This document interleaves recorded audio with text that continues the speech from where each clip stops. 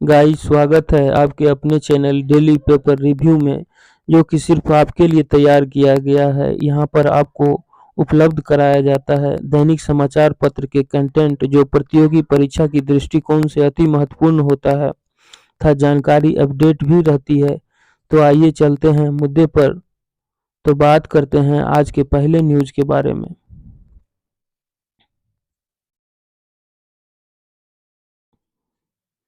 राज्य सरकार ने 1988 बैच के आईपीएस अधिकारी और सेवानिवृत्त डीजीपी संजीव कुमार सिंघल को केंद्रीय चयन परिषद के वर्तमान अध्यक्ष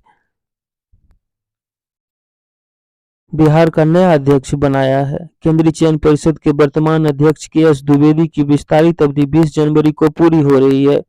इसके बाद एस.के. सिंघल अध्यक्ष का पदभार ग्रहण करेंगे। उनकी नियुक्ति अगले 3 वर्षों के लिए की गई है। एस.के. सिंघल पिछले माह 19 दिसंबर को डीजीपी पद से रिटायर हुए थे। उनकी जगह राजविंदर सिंह भट्टी को डीजीपी की कमान सौंपी गई है। अगला न्यूज है, बक्सर पहुंचा गंगा विलास। स्विट्जरलैंड और जर्मनी के 31 पर्यटकों के साथ वाराणसी से बक्सर, पटना, कोलकाता, बांग्लादेश होते हुए असम के डिब्रूगढ़ की 52 दिनों की यात्रा पर निकला क्रूज गंगा विलास शनिवार शाम बक्सर पहुंचा। पर्यटक रात्रि विश्राम के बाद शनिवार सुबह बक्सर के महत्वपूर्ण स्थलों की सैर करेंगे। एक दिन विश्राम के बाद यहां से रवाना होंगे। क्रूज 16 जनवरी की रात पटना पहुंचेगा। 117 विदेशी पर्यटक पटना के महत्वपूर्ण स्थलों का भ्रमण करेंगे। आइए अगले न्यूज पर चलते हैं। राज्य में जिन नियोजित शिक्षकों के सर्टिफिकेट जांच के लिए शिक्षा विभाग के पोर्टल पर अपलोड नहीं किए गए हैं, उनकी सूची अब निगरानी विभाग को सौंपी जाएगी। प्राथमिक शिक्षा निदेशक रवि प्रकाश ने सभी जिला शिक्षा अधिकारी और जिला कार्यक्रम पदाधिकारियों को आदेश दे दिया है। यह जांच पटना उच्च न्यायालय के आदेश के आलोक में चल रही है। वर्ष 2006 से 2015 तक बहाल हुए 3,12,180 शिक्षकों की जांच विजिलेंस टीम कर रही है। इनमें 89,874 शिक्षकों के सर्टिफिकेट फोल्डर नियोजन इकाइयों से जांच के लिए विजिलेंस टीम को नहीं मिले हैं। ऐसे शिक्षकों को 23 नवंबर 2022 को निर्देश दिया गया था कि अपने सर्टिफिकेट को शिक्षा विभाग के पोर्टल पर अपलोड कर दें। माघ कृष्ण अष्टमी तिथि रविवार को चित्रा नक्षत्र व सुकर्मा योग में पूरे दिन श्रद्धालु मकर संक्रांति का पर्व मनाएंगे। यहाँ के राजा सूर्य, ग्रहों के राजा सूर्य धनु राशि से निकलकर अपने पुत्र की राशि मकर में शनिवार की रात 2:53 में प्रवेश करने के बाद मकर संक्रांति का पर्व रविवार को मनेगा। सूर्यदेव दक्षिणायन से उत्तरायण हो जाएंगे। वहीं 1 मास से चल रहे खरमास का भी समापन संक्रांति पर होगा। संक्रांति पर पूरे दिन श्रद्धालु गंगा स्नान, दान पुण्य कर तिल, गुड़, दही, चूड़ा का आनंद लेंगे। इस दिन तिल व अन्य वस्तुओं का दान का विशेष महत्व होता है। आचार्य की माने तो सूर्यदेव शनिदेव के पिता हैं। जब सूर्य अपने पुत्र शनि की राशि मकर में प्रवेश करते हैं तो शनि के प्रिय वस्तुओं को दान करने से श्रद्धालुओं पर सूर्य की कृपा बनी रहती है। सूर्य की कृपा से मान सम्मान आदि बढ़ता है। 7वें सशस्त्र बल भूतपूर्व सैनिक दिवस के अवसर पर भूतपूर्व सैनिकों को संबोधित करते हुए जनरल मनोज पांडे ने कहा कि भूतपूर्व सैनिकों के योगदान से प्रेरित होकर तीनों सेनाएं किसी भी चुनौती का सामना करने के लिए तैयार हैं। मानेकशॉ सेंटर में आयोजित समारोह के दौरान वायु सेना प्रमुख air chief marshal B R. Chaudhari और नौसेना प्रमुख एडमिरल आर. हरि कुमार ने भी सेना प्रमुख के साथ मंच साझा किया और संबोधित किए। वरिष्ठ पत्रकार और लेखक कृष्ण किशोर पांडे का 80 वर्ष की उम्र में गुरुवार को पटना के आईजीएमएस में इलाज के दौरान हृदय गति रुकने से निधन हो गया। पांडे ने पत्रकारिता की शुरुआत वर्ष 1968 में नई दिल्ली से की थी। ईरान में ब्रिटिश खुफिया एजेंसी के लिए जासूसी के आरोप में पूर्व उपरक्षा मंत्री अली राजा अकबरी को शनिवार को फांसी पर लटका दिया गया। दोहरी नागरिकता रखने वाले ईरानी ब्रिटिश नागरिक को अंतर्राष्ट्रीय चेतावनी के बावजूद फांसी दी गई। इधर ब्रिटेन ने आलोचना की और ईरानी ब्रिटिश नागरिक को फांसी पर लटकाए जाने के कदम को बर्बरकृत करार दिया है। आइए चलते हैं अगले न्यूज पर। वंदे भारत ट्रेन को विश्वस्तरीय बनाया जा रहा है।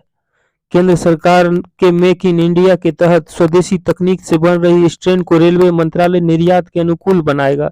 इसके लिए ट्रेन की गति बढ़ाने के साथ साथ कई फीचर को अपडेट किया जा रहा है।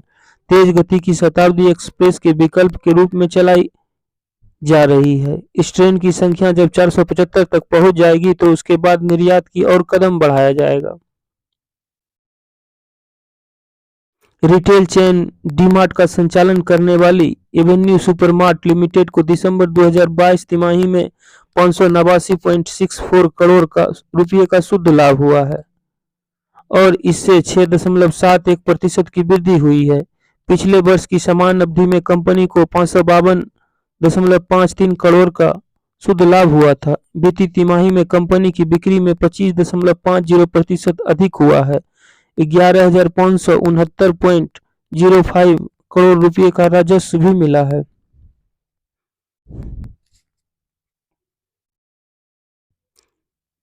जर्मनी के सकल घरेलू उत्पाद यानी जीडीपी में 2022 में 1.9% की वृद्धि दर रही है। फेडरल स्टैटिस्टिकल ऑफिस की ओर से जारी प्रारंभिक आंकड़ों में कहा गया है कि रूस यूक्रेन युद्ध, ऊर्जा के बढ़ते मूल्य और कोरोना महामारी के लगातार बने रहने से पैदा हुए प्रतिकूल हालात के बावजूद जीडीपी में पिछले वर्ष के मुकाबले वृद्धि रही है। ट्विटर भारत में अपने कार्यालयों को छोड़ने पर विचार कर रहा है। नकदी संकट के कारण कंपनी कार्यालयों के किराए का भुगतान नहीं कर पा रही है। अभी ट्विटर के मुंबई में 150 और दिल्ली में करीब 80 कर्मचारी को वर्किंग कार्यालयों में काम कर रहे हैं। रतन इंडिया इंटरप्राइजेज ने शनिवार को इलेक्ट्रिक वाहन निर्माता कंपनी रिवोल्ट मोटर्स को खरीदने का ऐलान किया। रिवोल्ट मोटर्स देश की सबसे बड़ी इलेक्ट्रिक मोटरसाइकिल बेचने वाली कंपनी है। रतन इंडिया ने कहा कि रिवोल्ट को देश की सबसे बड़ी इलेक्ट्रिक दोपहिया कंपनी बनाया जाएगा। केंद्र ने अप्रैल 2025 से देश के सभी पेट्रोल पंपों पर 20% एथेनॉल मिश्रित पेट्रोल उपलब्ध कराने का लक्ष्य रखा है। इसके लिए एथेनॉल उपलब्ध कराने के उद्देश्य से सरकार ने 2021 में 197 अनाज ग्रेन डिस्टिलरी शुरू करने के लिए प्रस्ताव तैयार किया था। इनमें से अब 131 ग्रेन डिस्टिलरी शुरू होंगी। ये सभी डिस्टिलरी जनवरी 2025 तक शुरू हो जाएंगी। उपभोक्ता मूल्य सूचकांक पर आधारित खुदरा महंगाई दर आगे भी आरबीआई की अधिकतम सीमा 6% से नीचे बनी रह सकती है और यह मार्च 2023 तक बड़ी गिरावट के साथ 5% के करीब आ सकता है।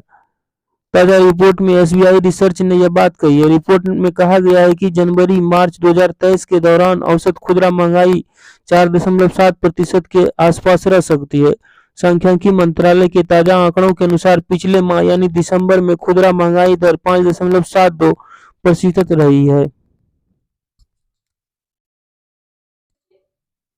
निजी क्षेत्र के एचडीएफसी बैंक को चालू वित्त वर्ष की तीसरी तिमाही अक्टूबर से दिसंबर 2022 के दौरान 12,698 करोड़ रुपये का शुद्ध लाभ हुआ है।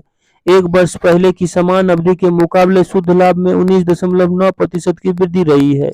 ब्याज से होने वाले आय बढ़ने के चलते बैंक के शुद्ध लाभ में जबरदस्त वृद्धि हुई है। पिछली तिमाही में बैंक को ब्याज से होने वाली शुद्ध आय 24.6% बढ़कर 22,987 करोड़ हो गया है। स्पेन के विरुद्ध विजयी शुरुआत करने वाले भारतीय टीम की नजर अब इंग्लैंड पर होगी। शनिवार को इंग्लैंड ने भी वेल्स को 5-0 से पराजित किया था। अंक तालिका में दोनों ही टीमों के 3-3 अंक हैं, लेकिन गोल के अंतर में इंग्लैंड भारत से आगे है, इसलिए उनकी टीम शीर्ष पर बनी हुई है। भारत ने अंतिम बार पिछले साल कॉमनवेल्थ गेम्स में इंग्लैंड को 2-2 से बराबरी पर छोड़ा था, जबकि अगस्त में आयोजित हॉकी प्रो लीग में भारत ने इंग्लैंड को 4-3 से पराजित किया था। दोस्तों, वीडियो में बने रहने के लिए धन्यवाद। यदि वीडियो पसंद आता है तो लाइक और सब्सक्राइब तथा शेयर जरूर करें। आप लोगों का धन्यवाद।